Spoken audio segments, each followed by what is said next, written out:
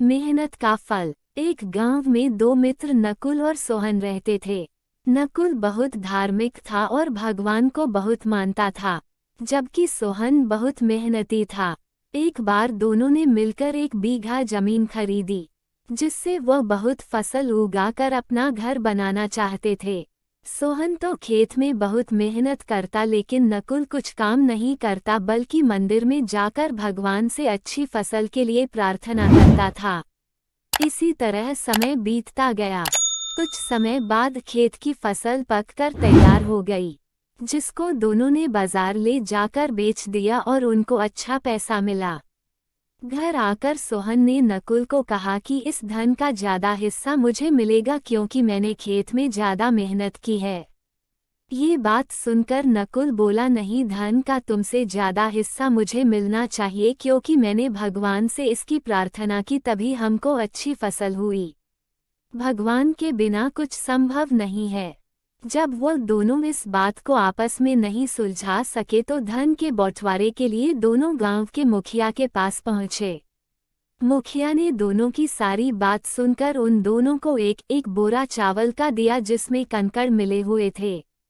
मुखिया ने कहा कि कल सुबह तक तुम दोनों को इसमें से चावल और कंकड़ अलग करके लाने हैं, तब मैं निर्णय करूंगा कि इस धन का ज्यादा हिस्सा किसको मिलना चाहिए।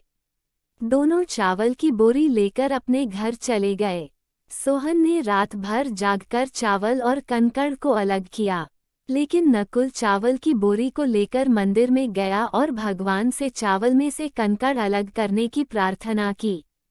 अगले दिन सुबह सोहन जितने चावल और कंकड़ अलग कर सका उसको ले जाकर मुखिया के पास गया, जिसे देखकर मुखिया खुश हुआ।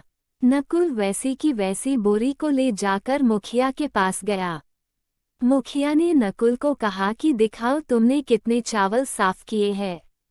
नकुल ने कहा कि मुझे भगवान पर पूरा भरोसा है कि सारे चावल साफ हो गए होंगे। जब बोरी को खोला गया तो चावल और कंकड़ वैसे के वैसे ही थे। जमींदार ने नकुल को कहा कि भगवान भी तभी सहायता करते हैं जब तुम मेहनत करते हो। जमींदार ने धन का ज्यादा हिस्सा सोहन को दिया। इसके बाद नकुल भी सोहन की तरह खेत में मेहनत करने लगा और अब की बार उनकी फसल पहले से भी अच्छी हुई। इस कहानी से हमें ये सीख मिलती है कि हमें कभी भी भगवान के भरोसे नहीं बैठना चाहिए। हमें सफलता प्राप्त करने के लिए मेहनत करनी चाहिए।